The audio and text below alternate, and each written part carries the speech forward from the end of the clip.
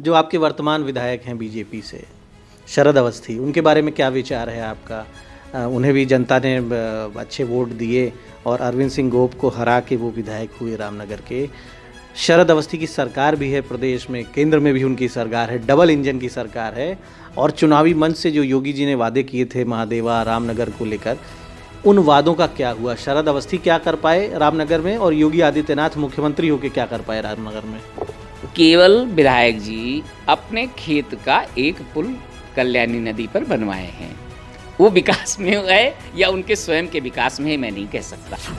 संघर्षों के धरातल पर चलकर शिक्षा के क्षेत्र में बनाया बड़ा मुकाम। यूपी बोर्ड की मेरिट से मेधावियों को लगातार स्थान दिलवाकर कमाया पूरे देश में नाम। शिक्षाविद के रूप में चर्चित रामकिशोर शुक्ला जनप्रतिनिधि के रूप में करना चाहते हैं गरीबों के लिए काम। दलितों पिछड़ों की नेता कही जाने वाली मायावती के नेतृत्व में सर्व समाज को देना चाहते हैं विकास और भय मुक्त शासन का पैगाम। नमस्कार, आप देख रहे हैं द इंडियन ओपिनियन। और जैसा कि हम जानते हैं कि उत्तर प्रदेश में लगातार राजनीतिक पारा चढ़ता जा रहा है। सभी दलों के लोग मैदान में बिल्कुल उसी तरह उतर चुके हैं जिस तरह जंग शुरू होने पर सिपाही उतरते हैं, सेनापति उतरते हैं, उस तरह बड़े नेता भी दिखाई पड़ रहे हैं। बीजेपी, समाजवादी पार्टी, बसपा सभी अपनी चुनावी रणनीतियों पर तेज़ी से आगे बढ़ रहे हैं। राजधानी लखनऊ की नज़दीकी जनपद है बाराबंकी, वहाँ पर रामनगर विधानसभा बड़ी चर्चित विधानसभा है और समाजवादी पार्टी के वरिष्ठ नेता अरविंद सिंह गोप वहाँ से विधायक और मंत्री भी थे। पूर्व में पिछले चुनाव में वो सीट बीजेपी के हिस्से में आ गई थी और उसके पहले वो सीट 2007 की विधानसभा चुनाव जब हुए तो वो सीट बसपा के पास थी। बहुजन समाज पार्टी की ओर से पिछले लगभग 4 वर्षों से रामनगर में रामकिशोर शुक्ला जी बड़ी मजबूत तैयारी कर रहे हैं और पूरे ज़िले में एक बड़े शिक्षाविद के रूप में इनकी पहचान है। पूरे उत्तर प्रदेश में नहीं, पूरे देश में इनका विद्यालय चर्चित है। और यूपी बोर्ड जो कि दुनिया के सबसे बड़े बोर्ड्स में से है, यूपी बोर्ड में लगातार दशकों तक इनके विद्यालय के बच्चों ने मेरिट में स्थान हासिल किया और एक शिक्षाविद के रूप में रामकिशोर शुक्ला को गवर्नर, मुख्यमंत्री सभी सम्मानित कर चुके हैं। और अब ये राजनीति के धरातल पर उतर आए हैं और रामनगर विधानसभा जो है वहाँ से ये उत्तर प्रदेश की विधानसभा की ओर अपना सफ़र तय करने का प्रयास कर रहे हैं। शुक्ला जी, बहुत बहुत स्वागत है आपका द इंडियन ओपिनियन में। शुक्ला जी, सबसे पहले हम जानना चाहेंगे कि आपका व्यक्तित्व एक लोगों के लिए जिज्ञासा का विषय है, क्योंकि शिक्षा के क्षेत्र में बाराबंकी में एक नई क्रांति का अगुआ भी लोग आपको मानते हैं। यूपी बोर्ड में जब लगातार मेरिट में आपके बच्चे आना शुरू हुए तो और विद्यालयों में भी प्रतिस्पर्धा आई, उन्होंने भी अपने यहाँ क्वालिटी में फोकस किया और बाराबंकी एक हब बन गया यूपी बोर्ड के एजुकेशन में।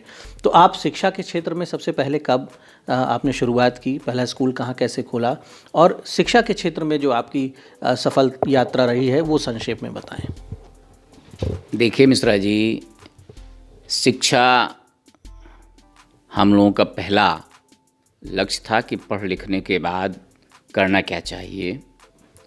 हम लोगों ने 2001 में जहाँ बैठे हैं हम लोग, 2001 में इंटरमीडिएट की मान्यता लेने के बाद इस विद्यालय को संचालित किया।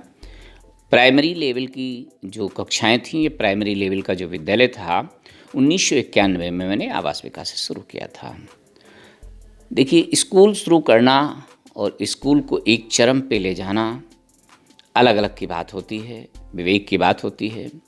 स्कूल चलाना कोई बड़ी बात नहीं होती है, मंजिल पे पहुंचना कोई बड़ी बात नहीं होती है, लेकिन मंजिल पर पहुंचने के बाद अगर हम उसका सही ढंग से अपने आप को स्थायित्व बना ले जाएं, वहाँ पे बसेरा बना ले जाएं, परमानेंट का स्थान बना ले जाएं, वो बड़ी चीज़ होती है।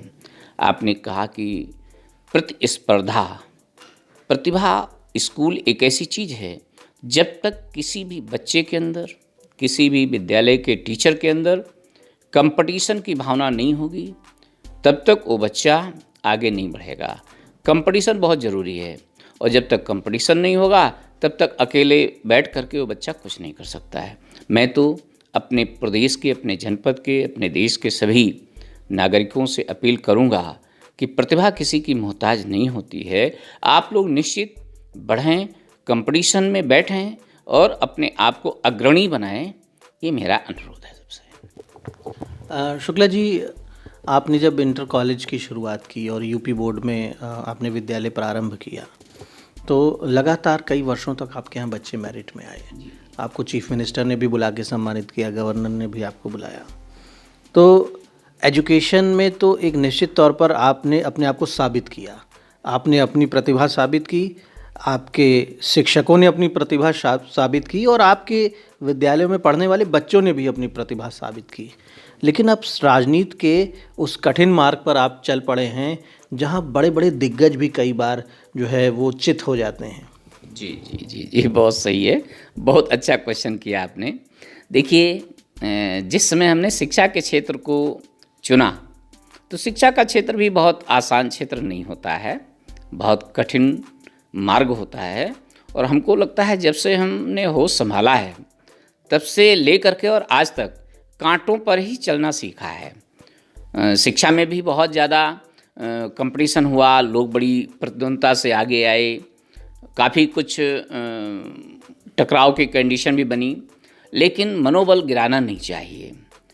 ठीक उसी तरह से जैसे आप सबके प्यार से, आप सबके सहयोग से, हमारे बच्चों की मेहनत से आज शिक्षा के क्षेत्र में विद्यालय पूरे प्रदेश में अग्रणी है, ठीक उसी प्रकार से राजनीति, ये तो सच है कि बहुत कठिन मार्ग है, लेकिन अगर हम साहस से, धैर्य से, बुद्धिमानी से हम उस पथ पे चलेंगे तो जैसे मैंने अपने इस बाराबंकी जनपद को शिक्षा के क्षेत्र में अग्रणी बनाया है, हमने क्या, बच्चों ने बनाया, मेरे टीचरों ने बनाया, हमारा तो खाली सहयोग रहता है कि आप लोग काम करो, हम आपके साथ हैं।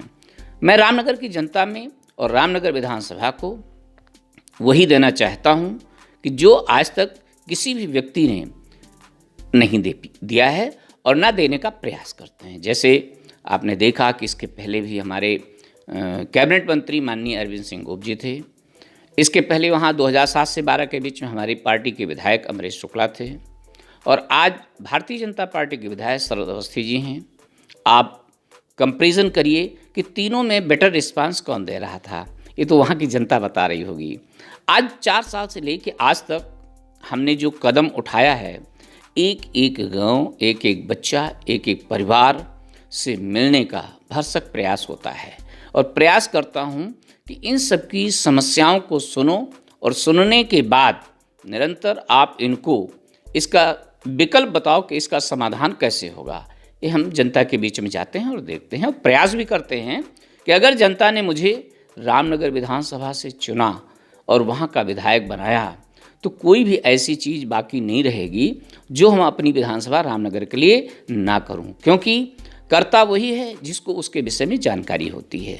हमें चाहे वहाँ का कॉलेज हो, चाहे वहाँ की रोड हो, चाहे वहाँ की बिजली व्यवस्था हो, चाहे वहाँ बहुत विषम स्थिति है तराई क्षेत्र की, बंधा का क्षेत्र है, हम लोग विगत 4 वर्षों 5 वर्षों से लगातार जाते हैं, देखते हैं कि वहाँ बड़ी दयनीय स्थिति बनी है, वहाँ के लोग बड़ी विषम स्थिति में जूझते हैं, लेकिन वहाँ कोई सुनने वाला नहीं होता है, कोरा आश्वासन सब देकर के चले आते हैं। कई मीडिया बंधु के भाई हमसे पूछते हैं कि साहब आप क्या करेंगे। मैंने कहा देखिए, अभी छोटा मुँह बड़ी बात होगी, वक्त आने दीजिए, समय आने दीजिए, मैं वो जरूर करके वहाँ दिखाऊंगा, जो चीज़ मैंने अपनी आँख से देख ली है उसका सुधार करूँगा। निश्चित तौर पर आपका ऊंचा मनोबल है, और आपने एक बड़ी बात कही कि कांटों पर ही आप बचपन से चलना सीख रहे हैं, यानी कांटों पर चलने का, मुश्किल रास्तों पर चलने का अच्छा अनुभव है, और उन मुश्किलों में खुद को साबित करके भी आपने दिखाया है। लेकिन जैसा कि हमने कहा कि राजनीति की राहें सबसे कठिन राहें मानी जाती हैं। बहुत बड़ी संख्या में लोगों को संतुष्ट करना, लाखों की संख्या में लोगों को इस बात के लिए प्रेरित करना कि वो आपके पक्ष में मतदान करें, आपको बेहतर माने और दलों से और प्रत्याशियों से आपको बेहतर माने, ये कोई आसान काम नहीं है, और बड़े बड़े धुरंधर मात खा जाते हैं, जैसा कि हमने चर्चा की। हालांकि आपका कॉन्फिडेंस लेवल अच्छा है। शुक्ला जी, रामनगर में आप कई वर्षों से लगातार जा रहे हैं और आप वहीं के निवासी भी हैं, उसी विधानसभा के निवासी हैं, और जैसा कि आपने बताया कि आपने वहाँ की समस्याओं का बारीकी से अध्ययन भी किया, देखा है कि वहाँ की नीड्स क्या हैं, क्या ज़रूरतें हैं वहाँ पर लोगों की, और अभी तक जो वहाँ जनप्रतिनिधि रहे पिछले कुछ वर्षों में, कुछ दशकों में, उन्होंने उपेक्षा की है वहाँ के लोगों की समस्याओं की उपेक्षा की है। आपने क्या आइडेंटिफाई किया? अगर 5 प्रमुख बिंदु हम बात करें, 5 प्रमुख चैलेंजेस, प्रमुख समस्याएं उस क्षेत्र की क्या हैं? देखिए, सबसे पहली समस्या हैतमापुर तराई बेल्ट की है, जिस क्षेत्र में आज भी लोग थोड़ा सा भी पानी अगर बाहर से छोड़ दिया जाता है, वहाँ के लोग आकर के बंधे पे बसना शुरू कर देते हैं। बहुत बड़ी समस्या है। अगर वहाँ पे इनका कहीं कोई विकल्प रहने का बना दिया जाए और इनकी व्यवस्था देख ली जाए, छोटे छोटे आवास बनते हैं। मान्यवर काशीराम योजना के अंतर्गत आपने देखा है पूरे प्रदेश में बहुत से आवास बनाए गए हैं। जब 2007 से 12 के बीच में माननीय बहन जी मुख्यमंत्री थीं, तो इतने आवास बने थे, इतनी योजनाएं आई थीं गरीबों के लिए, जिसका कोई आज तक किसी गवर्नमेंट ने तोड़ निकाला ही नहीं। और हमने यही सोचा भी है, हमारी सरकार अगर बनती है, और सरकार से मुझे इस चीज़ से अपेक्षा भी ये कि अगर सरकार बन जाए तो मैं अपनी उस जनता के लिए, जो जनता हमारे गरीब क्षेत्र में तराई बेल्ट में बिल्कुल अपने को ठगा सा महसूस करती है, उसको निश्चित मैं उसका मनोबल बढ़ा करके उच्च स्थान पे लाने का प्रयास करूंगा, आवास की व्यवस्था कराऊंगा। आपके क्षेत्र में अरविंद सिंह गोप भी सक्रिय हैं, राकेश वर्मा भी सक्रिय हैं। जी। दोनों ही समाजवादी पार्टी से दावेदारी कर रहे हैं। जी। अरविंद सिंह गोप तो वहाँ से कैबिनेट मंत्री भी थे और राकेश वर्मा के पिताजी सांसद थे और राकेश वर्मा स्वयं भी मंत्री थे, खैर दूसरी विधानसभा से थे। इन लोगों ने क्या किया है रामनगर की जनता के पास जब ये जाते हैं वोट मांगने, तो आपको क्या फीडबैक मिल रहा है? इन लोगों ने क्या दिया है रामनगर को कि रामनगर की जनता इनकी ओर जाएगी? जी, बहुत बढ़िया। देखिए, माननीय गोप जी 5 साल कैबिनेट मंत्री, स्वतंत्र प्रभार ग्राम विकास का रहा। अगर ये चाहते तो हमारे रामनगर का एक भी कोना ऐसा न बचता जिस कोने पर अच्छे से अच्छा विकास ना हो गया होगा। जो आज मैं देख रहा हूँ शायद वो न देखता। माननीय राकेश वर्मा जी भी कैबिनेट मंत्री थे, कारागार मंत्री थे, और उन्होंने जो कुछ अपनी जनता के प्रति किया वो आज वहाँ की जनता याद कर रही है और सोच रही है कि क्या इसी तरह के नेता हमारे मध्य में आएंगे और इसी तरह के नेता आकर के हम लोगों का शोषण करेंगे। मैं अपेक्षा करता हूँ कि अगर बसपा की सरकार आती है और मैं केवल सिंपल विधायक बनता हूँ, साधारण विधायक जिसे कहते हैं, मैं उतना करके दिखाऊंगा जितना कैबिनेट मंत्री या स्वतंत्र प्रभार लिए हुए कैबिनेट मंत्री नहीं कर पाए हैं। आप जो आपके वर्तमान विधायक हैं बीजेपी से, शरद अवस्थी, उनके बारे में क्या विचार है आपका? उन्हें भी जनता ने अच्छे वोट दिए और अरविंद सिंह गोप को हरा के वो विधायक हुए रामनगर के। शरद अवस्थी की सरकार भी है प्रदेश में, केंद्र में भी उनकी सरकार है, डबल इंजन की सरकार है, और चुनावी मंच से जो योगी जी ने वादे किए थे महादेवा रामनगर को लेकर, उन वादों का क्या हुआ? शरद अवस्थी क्या कर पाए रामनगर में और योगी आदित्यनाथ मुख्यमंत्री होकर क्या कर पाए रामनगर में? केवल विधायक जी अपने खेत का एक पुल कल्याणी नदी पर बनवाए हैं। वो विकास में है या उनके स्वयं के विकास में है मैं नहीं कह सकता, लेकिन एक पुल ऐसा बना है। और शेष इन्होंने जितने वादे किए हैं, हमको तो नहीं लगता कि कोई वादा इन्होंने पूरा किया है वहाँ रामनगर में हमारे। तो एक अंतिम प्रश्न के साथ हम इस विषय को विराम देंगे। शुक्ला जी, आप रामनगर में सक्रिय हैं और लंबे समय से सक्रिय हैं, काफ़ी मेहनत कर रहे हैं, और वहाँ का जो समीकरण है वो आपके उतरने से प्रभावित भी हो गया है, क्योंकि ब्राह्मण बाहुल्य सीट जिले में रामनगर मानी जाती है और शरद अवस्थी वहाँ के विधायक हैं। तमाम ब्राह्मण कैंडिडेट वहाँ पर हैं बड़ी संख्या में, अन्य वर्गों के लोग भी हैं। वहाँ का जो ब्राह्मण वोटर है उसे आप किस तरफ जाता हुआ देख रहे हैं? उसके अलावा बसपा का जो परंपरागत वोट बैंक है, अनुसूचित जाति का वोट बैंक है, मुसलमानों की अच्छी संख्या है वहाँ पर, हमारे मुस्लिम भाई भी बड़ी संख्या में हैं। तो जो समीकरण है, ओवरऑल जो मतदाताओं का समर्थन है, चाहे वो ब्राह्मणों की बात करें, सामान्य वर्गों की बात करें, हिंदू मतदाताओं की, क्योंकि अब हिंदू भी एक वोट बैंक हो गया है।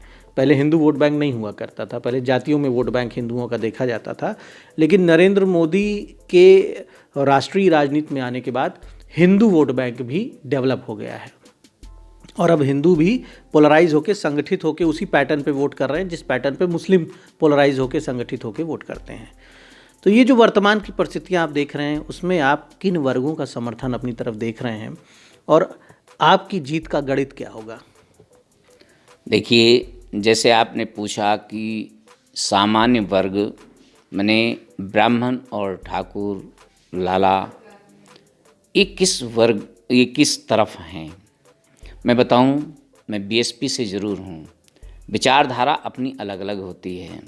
ब्राह्मण या ठाकुर या लाला ये सामान्य वर्ग के अंतर्गत आते हैं और हमें पता है कि ये 50, 60, 70% हमारे साथ में हैं, जैसा आज मेरे पास माहौल है। रही बात सुरक्षित वोट की, एससी, तो एससी वोट भी हमारे पास 60-70% हमारे साथ में है। 40%, 30% इधर उधर हो सकती है भाई, कोई किसी का नेता है कहीं कहीं भी है तो जा सकती है, लेकिन 70% वोट हमारे साथ में है। बैकवर्ड में यादव है, वर्मा है, कहार है, ये सब में हमारे साथ, क्योंकि ये सब समाज को लेकर हम लोग चल रहे हैं, कोई एक जात को लेकर नहीं चल रहे हैं। तो ये सब हमारे साथ लगभग 40-50% से कम नहीं है, क्योंकि मैंने बहुत कुछ लोगों के लिए किया भी है और अपेक्षा करता हूँ कि जितना कुछ मैंने इनको शिक्षा सही दी है, तो अपेक्षा करूँगा अपनी जनता से कि गुरुजी को एक वोट दे करके अपनी गुरुदक्षिणा का वो करें। मैं इन सब से, अपनी जनपद की जनता से अनुरोध करता हूँ कि गुरुदक्षिणा में मुझे और कुछ नहीं चाहिए, उनका एक वोट चाहिए। अपने जो मुस्लिम बंधु हैं उनकी, मुस्लिम बंधु हमारे बहुत अच्छे हैं, हमारे साथ में हैं और हमारे काफ़ी कार्यकर्ता मेरे साथ लगे हुए हैं। मैं मान चलता हूँ कि मुस्लिम वोट बसपा के साथ बहुत अच्छा है, इतना अच्छा है कि शायद वो सपा के साथ नहीं होगा। मैं मान के चलता हूँ कि 50-60% तो मेरे साथ है ही है। तो रामकिशोर शुक्ला जी बिल्कुल आत्मबल के सहारे और जो वोटों का समीकरण है उसके सहारे विधानसभा की ओर अपनी यात्रा पर बढ़ रहे हैं और रामनगर की विधानसभा की जनता इन्हें आशीर्वाद भी देगी और तमाम इनके शिष्य हैं वहाँ पर जो गुरु दक्षिणा भी देंगे, ऐसा उन्हें विश्वास है। और निश्चित तौर पर रामनगर एक वीआईपी सीट के रूप में चर्चित हुई और रामनगर को अच्छा जनप्रतिनिधि मिले जो रामनगर की ज़रूरतों को पूरा करे।